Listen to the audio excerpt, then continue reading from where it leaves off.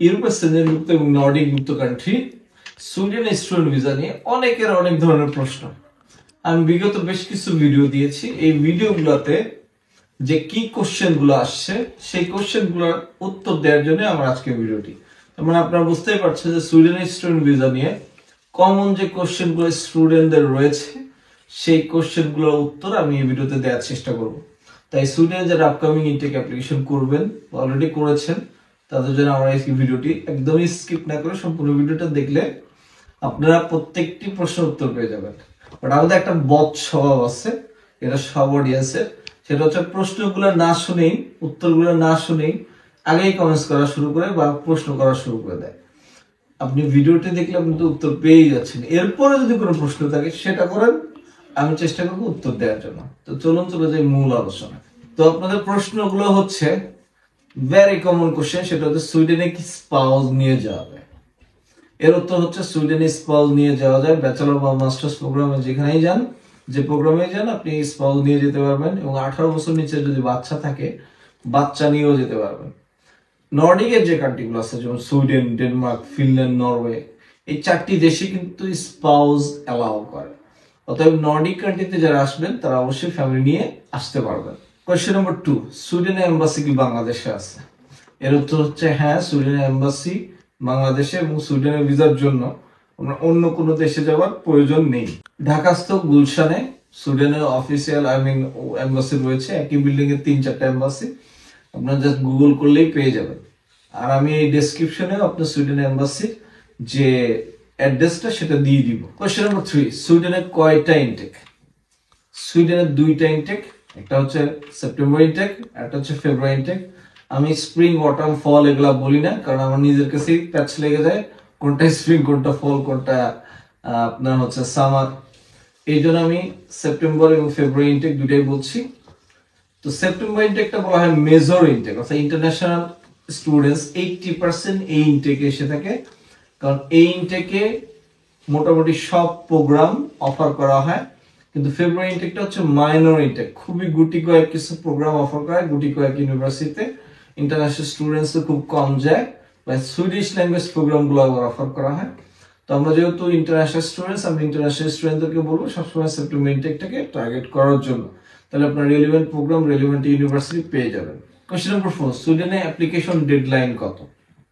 সুইডেনের আসলে অ্যাপ্লিকেশন থেকে শুরু করে রেজাল্ট পর্যন্ত সবগুলাই একটা স্পেসিফিক ডেডলাইন মেনে চলে। যেমন অ্যাপ্লিকেশন শুরু হয়েছে অক্টোবরের 15 তারিখ, এটা শেষ হবে জানুয়ারি 15 তারিখ, ডকুমেন্ট সেন্ডিং এবং পেমেন্টের লাস্ট ডেট ফেব্রুয়ারি 3 তারিখ, এবং রেজাল্টের ডেট হচ্ছে সেপ্টেম্বরের মার্চের 27 তারিখ হচ্ছে মাস্টার্স, এবং এপ্রিলের 3 তারিখ হচ্ছে ব্যাচেলর। এই ডেটগুলোতে এরা স্পেসিফিক একটা গাইডলাইন মেনে চলে, স্পেসিফিক ডেডলাইন মেনে চলে। তাহলে সুইডেনের অ্যাপ্লিকেশন ডেডলাইন হচ্ছে 15ই জানুয়ারি, আর্লি শুরু হয়, আর্লি শেষ হয়। কোশ্চেন নাম্বার 5, সুইডেনের টিউশন ফি কত? এই টিউশন ফি নিয়ে আমি একটা ডিটেইলস ভিডিও করছি, যে টিউশন ফি কম কিভাবে বুঝবেন, মিডিয়াম কিভাবে বুঝবেন, বেশি কিভাবে বুঝবেন। তারপর আমি একটা রাফ আইডিয়া করে দিচ্ছি। সুইডেনের মধ্যে এক সেমিস্টার টিউশন ফি দিয়ে এম্বাসি ফেস করতে হয়। এই এক সেমিস্টার টিউশন ফি থেকে 5 থেকে 7 লাখ 12 লাখ পর্যন্ত, তার মানে এক বছর টিউশন ফি 10 থেকে 14 লাখ 15 লাখ টাকা পর্যন্ত। বেসিক্যালি ভিসার জন্য আপনার এক সেমিস্টার টিউশন ফি অর্থাৎ 5-6 লাখ টাকার মতো লাগে। কোশ্চেন নাম্বার 6, সুইডেনে আইএলটিএস লাগে কিনা? উত্তর হচ্ছে সুইডেনে আইএলটিএস না, ল্যাঙ্গুয়েজ রিকোয়ারমেন্ট হাই। সুইডেনের জন্য মিনিমাম ইংলিশ লেভেল 6 লাগে, যেটা আইএলটিএস 6.5 এবং পিটিএ 62, এবং পিটিএ 62 এর মধ্যে রাইটিং এ মিনিমাম 61 থাকতে হবে। আর আইএলটিএস এর ক্ষেত্রে নো ব্যান্ড লেস দেন 5.5 এবং 6.5 হচ্ছে ওভারঅল স্কোর লাগবে।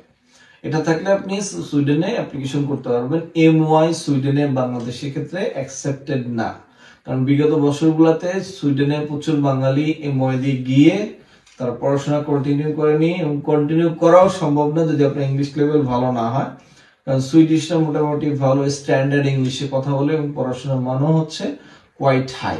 কোশ্চেন নাম্বার 7 হচ্ছে সুইডেনের ভিসা রেশিও কেমন? এই প্রশ্নের উত্তর হচ্ছে নর্ডিক যে কান্ট্রিগুলো আছে, আমি আবার বলি, যেমন সুইডেন, ফিনল্যান্ড, ডেনমার্ক, এগুলো ভিসা রেশিও সবসময় ভালো থাকে, কারণ এখানে ক্যান্ডিডেট গুলাও ভালো থাকে। ক্যান্ডিডেট মানে আপনি আইএলটিএস 6.5 যার আছে সে অবশ্যই ক্যান্ডিডেট ভালো। এই জন্য সুইডেনের ভিসা রেশিও সবসময় ভালো, খুব একটা ডাউন হয় না সুইডেনের ভিসা রেশিও। কোশ্চেন নম্বর 8, সুইডেনে ব্যাংক স্টেটমেন্ট কেমন দেখাতে হয়?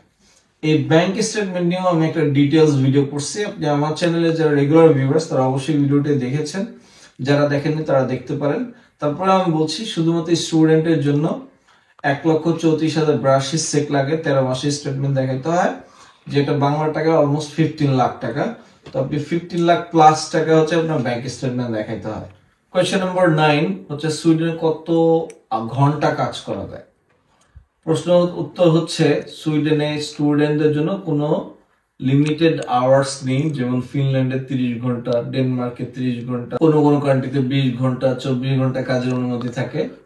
কিন্তু সুইডেনের ক্ষেত্রে আপনি পড়াশোনা ঠিক রেখে যত ঘন্টা পারেন করতে পারেন, কিন্তু পড়াশোনা ঠিক না রেখে আপনি কিন্তু কাজ করতে পারবেন না। এই সুইডেনে স্টুডেন্টদের কাজের কোনো স্পেসিফিক আওয়ার্স রিকোয়ারমেন্ট নেই, আপনি আপনার পড়াশোনাটা ঠিক রেখে আপনি যত খুশি কাজ করতে পারবেন। লাস্ট কোশ্চেন, সুইডেনে পিআর পাওয়া যায় কিনা? সুইডেনে বেসিক্যালি পিআরও পাওয়া যায়, পাসপোর্টও পাওয়া যায়, কিন্তু ইউরোপিয়ান দেশগুলোর কিছু রুলস রেগুলেশন আছে, সুইডেনে এর ব্যতিক্রম না। যেমন সুইডেনে হচ্ছে আপনার অবশ্যই সুইডিশ ল্যাঙ্গুয়েজ জানতে হবে আপনাকে, B1 লেভেল। দেন এর পাশাপাশি হচ্ছে যে ফিল্ডে পড়াশোনা করছেন ওই ফিল্ডে আপনার জব পাওয়াটা জরুরি, এবং আপনার নির্দিষ্ট একটা ট্যাক্স লিমিট আছে যেটা আপনাকে মিট করতে হবে, তাইলে আপনার ওই সময়টা কাউন্ট হবে। তো সুইডেনের এই পিআর বিষয়গুলো নিয়ে আমি আরেকটা ভিডিও করব, আশা করি আপনি আমাদের সঙ্গে থাকবেন। তো আমি চেষ্টা করেছি এই ভিডিওতে আপনাদের যে কমন কোশ্চেনগুলো যেটা বিগত ভিডিওগুলোতে আসছে সেটা নিয়ে এই প্রশ্ন এবং উত্তরের সেশনটা করার, আশা করেছি আপনাদের এগুলো হেল্প করবে। So thank you very much for watching my video, have a nice day.